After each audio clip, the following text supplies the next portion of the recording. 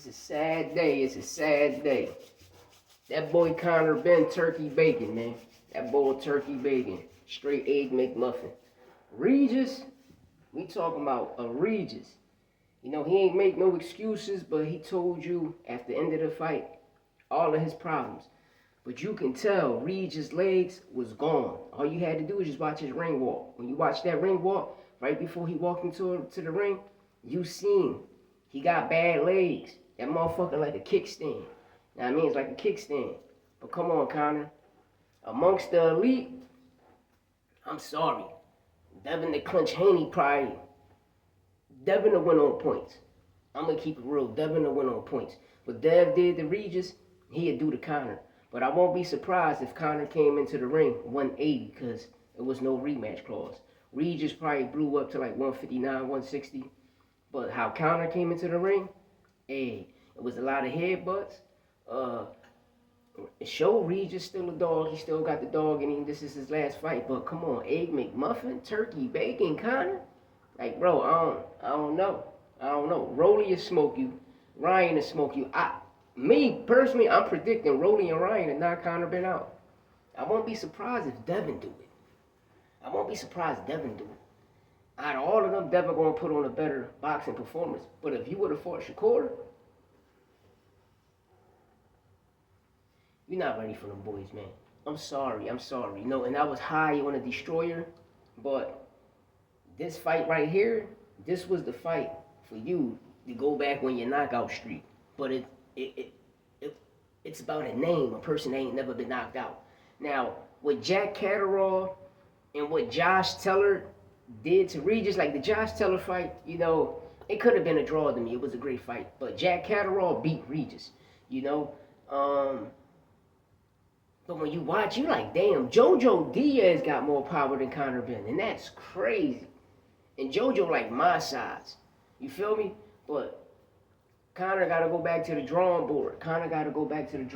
You know, you see Nigel ain't say nothing when Conor said Ryan Garcia next. You know, you still got a lot to touch on. You got to, you know, the old Conor was that. A lot of people going to bring the steroids up, but the old Conor, the destroyer, how he came in, you know, barrage of punches, you know, reminded me of a William Zepeda. What's this brother name?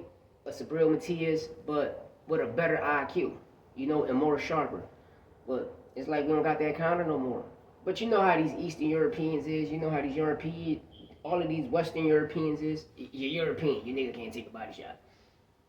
But getting on to Tyson Fury and Makhmudov, it was glad to see Tyson Fury out of the ring for 16 months, but coming back into the ring and getting 12 rounds. Listen, people, it's not about the stoppage. The longer the layoff you have, you want to come in and get the rounds in. You want them 36 minutes. You know, you want to add on 45 by you going to your corner, but you need those 36 minutes. You feel me?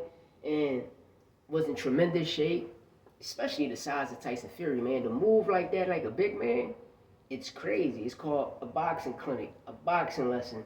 And he gave Makhmudov that. But you seen Mac, like, you know, the nigga Russell Beers. So when he look at that Fury, he thinking Fury a fucking a polar bear, you know what I mean? But at the end of the day, you fighting a lit wax candle that's melting, you know? But between AJ and Tyson Fury, if the fight happens, it'll be a great fight, but who really cares but y'all? You know, we don't want it. You know, we don't want it. We want to see the person that's holding the titles what he's going to do. You know, and if y'all going to give these young animals a chance to, you know, put y'all and stand y'all and put y'all on their resume so they can smoke y'all, get y'all out of the way and turn y'all to packs, you know? But we're going to see. We're going to see what's next for Tyson Fury. Hopefully it'll be him and AJ, but Tyson Fury definitely looked good, definitely got the rounds in.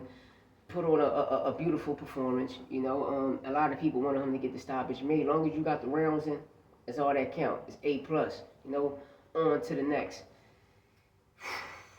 Now, how can I state this? How are we going to talk about this?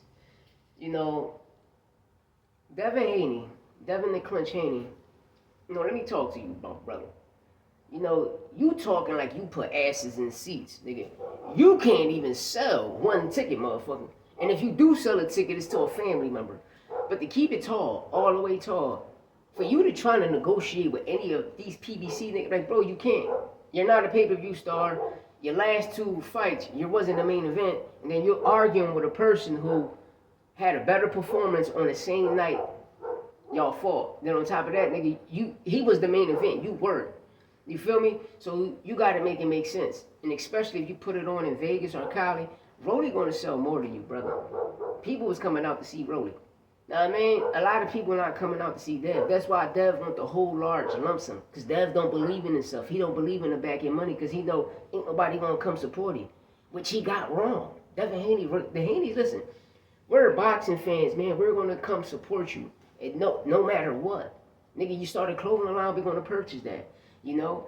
And Devin, you're cross-promoting with other promoters, brother. You know PBC the shit. You know you're going to make tons of money.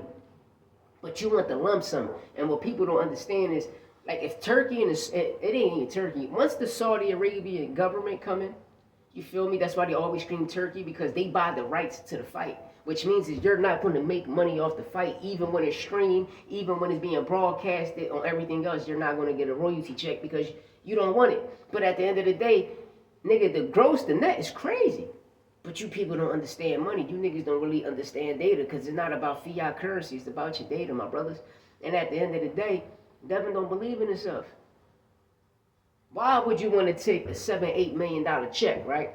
When at the end of the day, if you put on just the week of that fight, that Monday to Saturday, let's say it happened in Vegas, nigga, you probably bring in like 50 million. Every time Floyd fought in Vegas, just that week, from Monday to Saturday, the fight, going into Sunday, Vegas always grossed $1 billion. Every time PBC put a fight on there, they gross between 100 million on up. Bro, y'all people gotta understand money. You gotta understand the back end. But when you got dumb motherfuckers that don't understand the business of boxing, this is what happens. This is what happens. Dev, just sign a contract, get it in. Or are we gonna get the Ryan in the Dev fight, the rematch? Because Devin's so stupid, and the reason I say that, because he said, well, I want the fight in September. Ryan wanted it in July. Nigga, we wanted it in July, so how Ryan trying to get the steroids out of his system if he wanted it in July? No, nigga, it's you. It's you, the microdose king. And I'm going to leave it as that, man, the microdose king. Let me know what you think in the comments. Hit that subscribe button, hit that like button, and we up on out of here. And I'll be later live. I'm a stir fry you niggas. I'm out of here, dollar.